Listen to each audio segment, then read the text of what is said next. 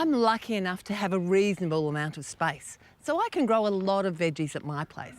But if space is at a premium, there are plenty of climbing veggies you can grow that grow really well over a wall or a frame. The ones I'm going to show you are ones that we plant into warm soil in spring, and they grow and produce in summer and autumn, and best of all, they look great.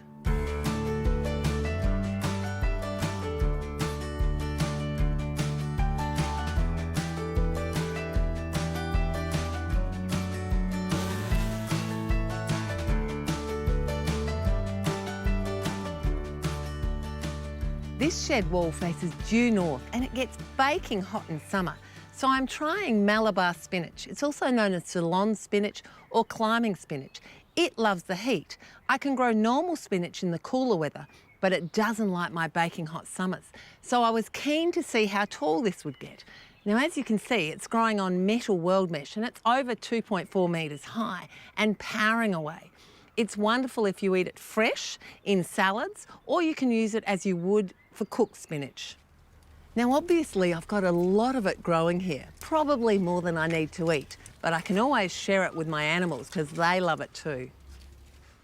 One of the most productive crops in my garden is this Tromboncino, which is a climbing zucchini, a really vigorous, quick-growing vine that I've got growing on this panel of builder's mesh on the western side of our shed. I'm actually using it to cool this side of the shed so it doesn't get as hot. Now, Tromboncinos are an interesting zucchini. They can either be harvested from 30 centimetres or you can let them grow till they get really long, about 1 metre long. And if you let them mature properly, they'll actually store in your cellar for 6 months. So that means you can enjoy zucchini, which is traditionally a summer or autumn crop, in winter and spring. Another quirky thing about this vegetable is if the fruit's allowed to hang freely, it'll actually grow straight with a bulbous end at the bottom, which is where the seeds are. However, if it gets tangled up in the vine, it actually turns out these fabulous, quirky, twisted shapes.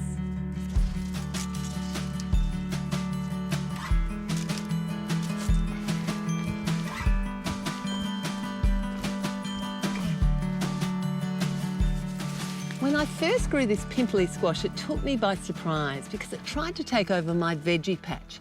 And then I had the idea of growing it as a climbing vegetable. So this year I'm growing it on a pair of old gates, and it's working wonderfully as a climbing frame. It's doing a great job of screening the area, and it's also providing me with lots of wonderful fruit.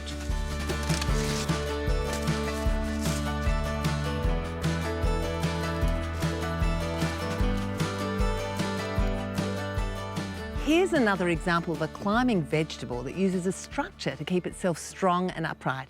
It's an indeterminate tomato called tomato, and it loves growing here and provides the best tomatoes over a long period.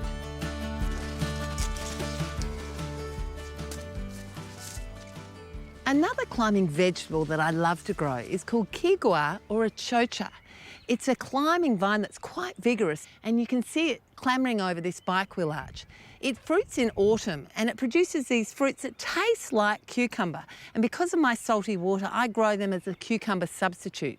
You can eat them raw when they're little, or as they get bigger, you can simply remove the internal seeds and stuff them, and they're delicious. Now this is an international vegetable of mystery. It's commonly called a New Guinea bean, but that's a bit of a misnomer because it's not from New Guinea, it's actually from Africa, and it's not a bean, it's actually a climbing edible squash, but it's definitely an international vegetable because it's loved by cultures around the world. The Italians call it cucuza, the Indians call it lauki or doody, the Vietnamese call it bao or bo, the Filipinos love it, the Maltese love it, and I love it too. Now, as you can see, this vine is very vigorous, so you need a strong structure to support it. I've actually got it growing on this permanent metal arch. You certainly couldn't use any flimsy wood or bamboo structure.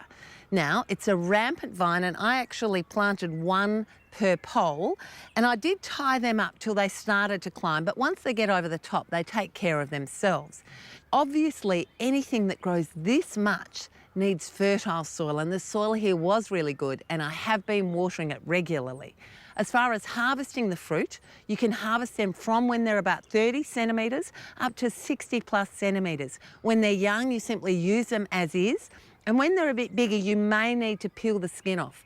I love to use them in curries or stir fry or soups. I also put them raw into salads, and I make the best New Guinea bean cake.